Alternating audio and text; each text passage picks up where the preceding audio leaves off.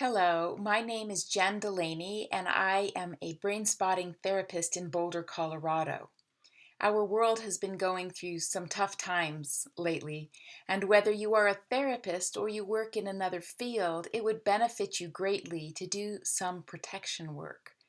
An intuitive woman that I consult was saying that I had some dust around me, and I know she wasn't referring to my housekeeping, but to maybe to my emotional housekeeping and to the ways that I absorb other people's energies and pain. So if you are an empath out in the world, it would benefit you to do some of this work. So, I'm going to tell you about a few exercises that might be helpful. You may have heard of grounding. Peter Levine often talks about grounding, and many of the somatic therapists, including David Grant. And grounding is not only getting a sense of our feet on the ground and even standing and having some weight and doing a figure eight on the ground to really sense our feet, but it goes deeper than that. So go ahead and find yourself in a sitting position with your feet on the ground and close your eyes and tune in to the pull of gravity. Gravity is a wonderful way to teach our clients or to reinforce with ourselves. This outside force that's pulling on us can reinforce that sense of being connected to the earth because we oppose gravity all day by walking, by keeping our head up on our neck, by keeping our mouths closed. So just allowing there to be a relaxation in the body as though you're melting wax or melting ice cube. Just feeling the jaw releasing a bit, all the facial muscles, the shoulders, just moving down through the body, feeling as though the legs are like sandbags. Feeling the feet on the ground, the temperature of your feet, wiggling your toes, getting a sense of your feet on the ground or your feet in shoes. And just allowing your breath to slow a bit. Now imagining a beautiful thread of light connecting you from your tailbone, from your feet, all the way down to the center of the earth. And you can imagine the center of the earth, even though it's this brilliant glowing ball, as a beautiful crystal, a diamond. And just allow the cord to be connected to this diamond. So often we are like kites without a string when our nervous systems get worked up or we get overworked. So tethering ourselves in this way can feel very real to the body.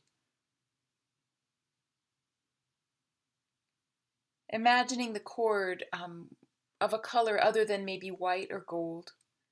While white and gold are both tremendously healing, they dissipate more quickly in imagination and in energy, supposedly. And so imagining your cord as any other color. And now imagining it growing to the width of your body so that it's a much wider tube all the way to the center of the earth. And some healers say to imagine it as a helix, a double helix. You can also imagine it like a braided rope. Whatever image works best for you to feel connected and tethered. And not only are you allowing your attention to be released in this way, but you're also drawing up from the center of the earth healing energy, a vitality, a nourishment.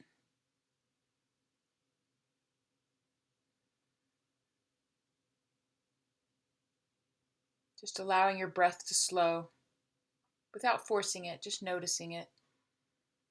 Noticing perhaps a pause between the exhale and then again at the inhale.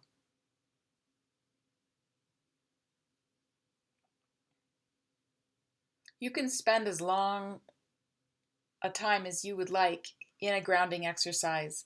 The more you practice it in the beginning, the easier it will become to feel that sense of being connected. Noticing the weight in the tailbone, in the butt, and also in the feet right now. bringing yourself out of your mind and into the body is really the way that we heal. We can't fix anything with our mind, although we can set the intention. And then we follow through with these body exercises. Another way is to imagine a beautiful boundary light, keeping your eyes closed or closing them again, and imagining a beautiful light around you.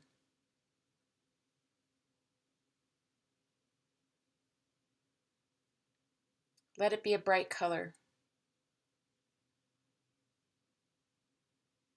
And imagining it at arm's length distance so that you have a little bit of distance from the rest of the world.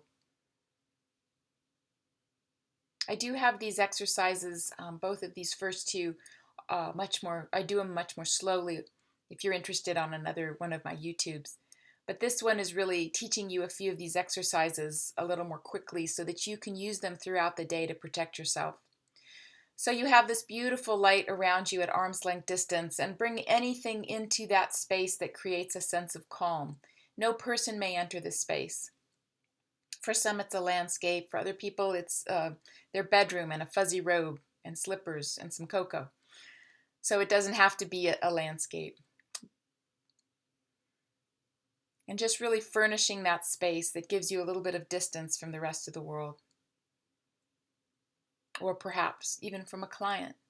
Allowing yourself to feel with them, because it's a porous boundary, but not to take things on. From an intuitive, I learned that we can also almost cast a hologram of ourselves outside that boundary,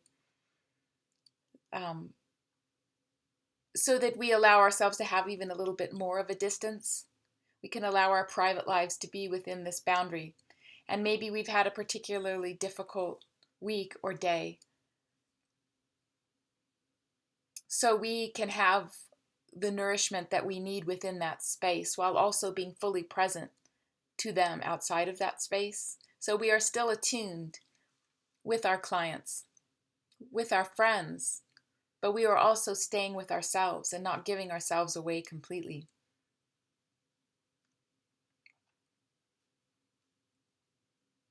To make this boundary light a little more real, you inhale. As you inhale and your chest expands, the boundary expands a couple inches.